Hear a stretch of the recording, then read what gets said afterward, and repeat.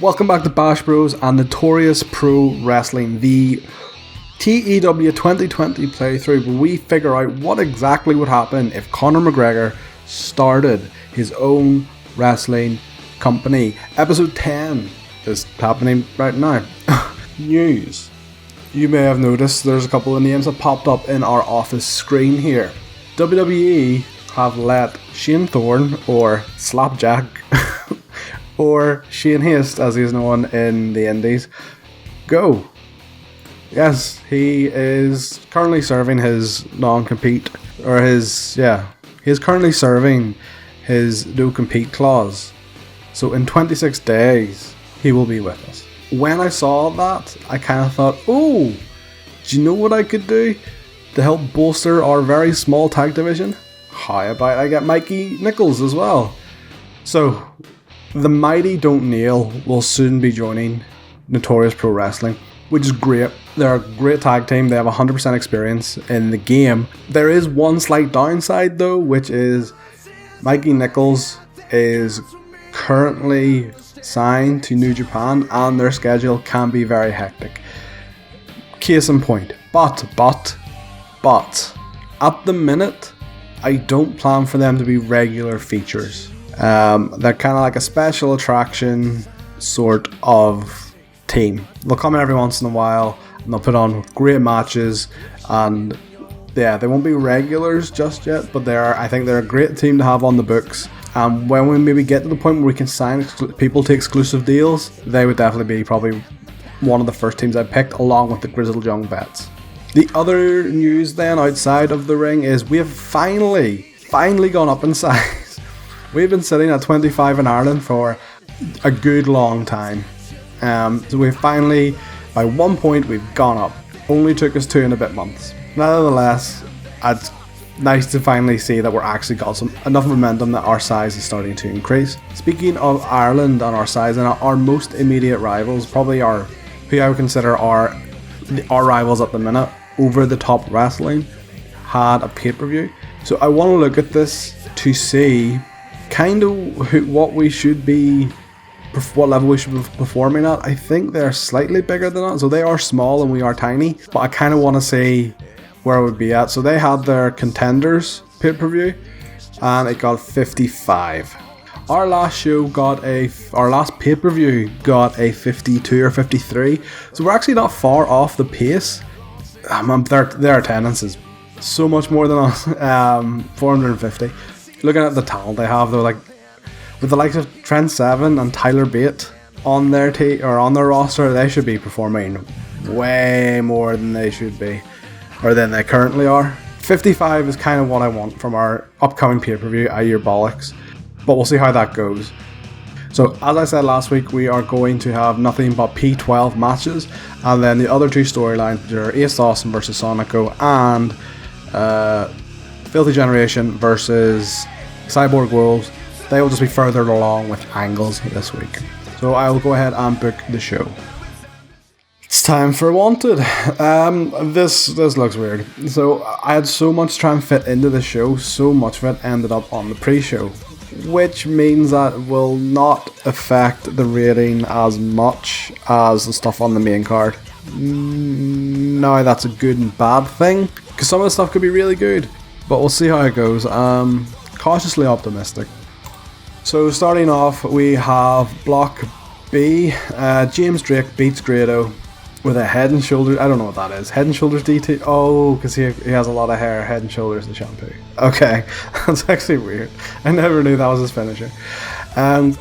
40 rated overall. Grado had a 34. He's still not pulling his weight. And James Drake had a 49, which is fantastic. Too short, but that's okay. So this is one of the angles just to progress the other storylines that aren't P12 related. So the Cyborg Wolves must have misheard Filthy Generation last week, saying they run the division and that they'll rectify it next week. So that will set up Filthy Generation versus Cyborg Wolves next week. 39 rated, that's okay. Ace Austin then, again another promo or angle to continue the storylines that aren't P12. So Ace Austin is disgusted that old man Jody Fleisch put his hands on him, and that he doesn't have respect for Jody, for British wrestling, or anything like that. 38, which is a bit disappointing. I thought Ace would maybe pull out a slightly better score than that. But yeah, 38.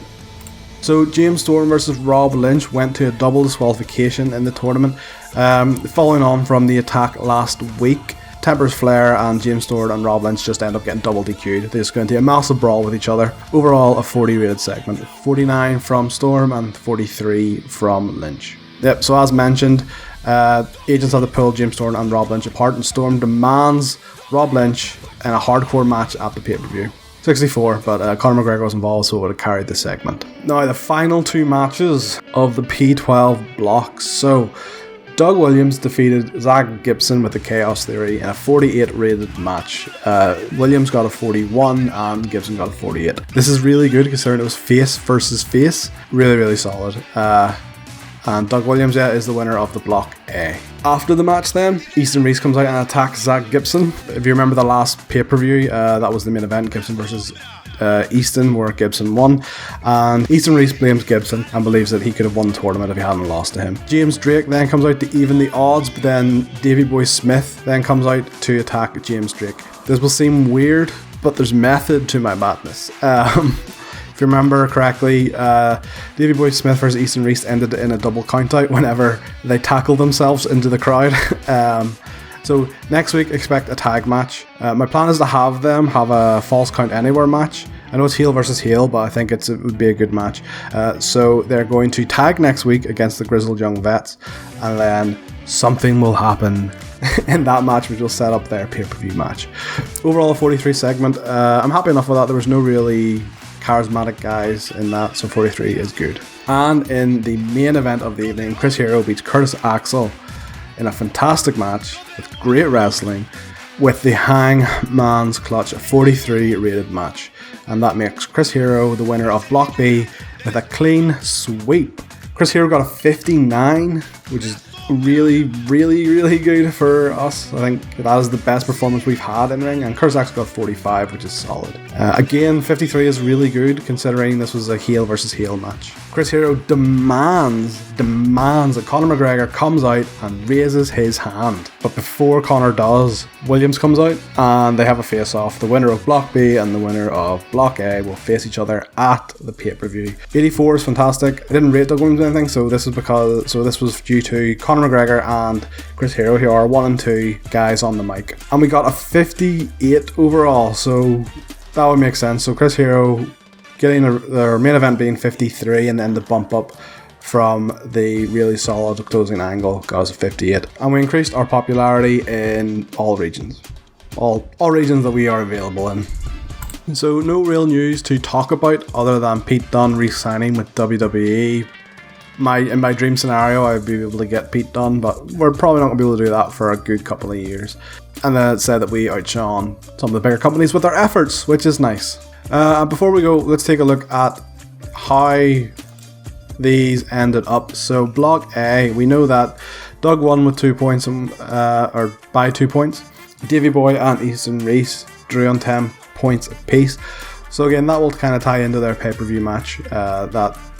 That draw there between them kind of cost them both the tournament. Jody Fleece got 3 points with only 1 win.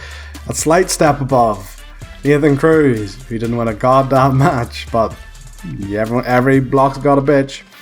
And Zach Gibson, who got 9 points. Looking at Block B then, Chris Hero won with an absolute clean sweep. That sets him up really strongly for the final. Curtis Axel then got 6 points, not great. Grado is the bitch of Block B with not a win. Again, Grado and, in my opinion, Grado and Rob Lynch are on the chopping block. They don't have the stamina to do the 20-minute matches, so I'm going to they could be gone. I might do, now that P12's over, I could do a very quick cull, but we'll see. James Drake with 6 points, James Storm with 10 points, and Rob Lynch with 7 points. Rob Lynch did have a good showing regardless of the stamina issues. But that is it for episode 10. This was 10, wasn't it? Yeah, episode 10 of Notorious Pro Wrestling. Next week on Wanted, we will have Cyborg Wolves versus the Filthy Generation, and Grizzled Young Vets versus Easton Reese and Davey Boy Smith Jr., as well as the title reveal and the contract signing for the pay-per-view match between Doug Williams and Chris Hero. Thank you as always for watching my silly little playthrough and I will see you next time on Bash Bros.